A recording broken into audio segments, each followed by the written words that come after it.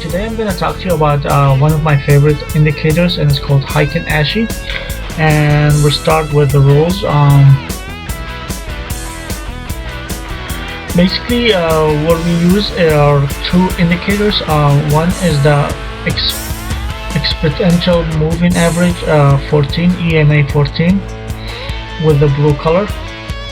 And the other indicator, of course, is the Heiken Ashi with the standard settings. And it's best used with the currency pairs that trend the most, and the list is on the screen right now. We also use it, I also use it with a daily time frame, but you could also use it with the 4 hour, with a 1 hour, but I recommend using it on a daily time frame until you get very familiar with it. Basically, the rules are for the long trade, the buy trades, the Heiken Ashi chart has the last two bars in white, and then the EMA 14 is pointing upwards, indicating an uptrend. And the way you enter is the first white bar price crosses EMA and closes above it, and then we wait for the price on the second bar to break that first bar's highs, and you enter right after that.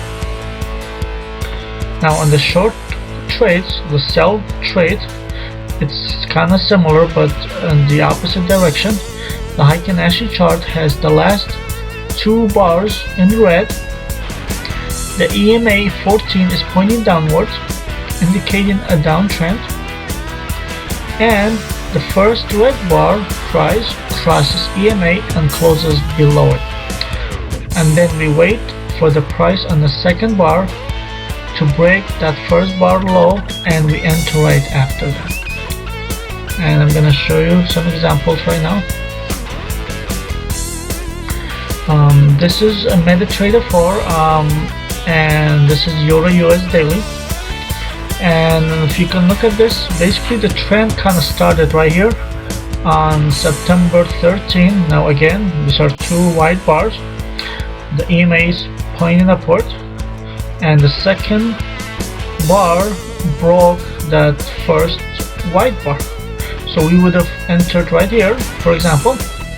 Now as far as money management, I usually have 200 pip stop loss and a 200 pip profit. Now the way I do it is I usually have two open lots, and either if you have a smaller account, you would do two mini lots.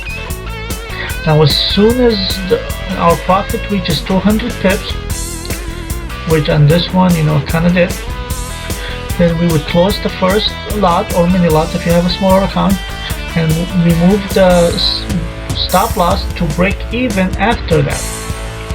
And then we trail stop the stop loss 200 pips every time it moves up 200 pips, and just kind of ride the trend until it stops you out. So again, with this one, it went over 1000 pips, but probably would have stopped you out right here. So it's easily over 800 pips, but probably, I'm not sure exactly, I haven't done the calculation, but probably you would have gotten into the 1000 pips right here. So this was an unbelievable great trend right here. You could have made a lot of money with it. Now again, like I said, let me go ahead and zoom in here. Like I said, in order to take a trade, your EMA has to be pointing towards your direction. So this was going down, but then the EMA was still going up. But even, I'm not sure, maybe this was going down at that time. So even if you would have taken this trade, you would have lost 200 pips. Like I said, stop loss is 200 pips. So you would have lost 200 pips here. And even if you would have taken this one right here, again, and this closed and this is going down, it only went up, about 90 pips or so. And then it went against you, even though the EMA is not in your direction. But even if you would have taken this, you would have lost 200 pips here. So that's 400 pips right here. I'm showing you all the winnings and losses. So, but then you would have made some money right here. Now this is again 2 white bars.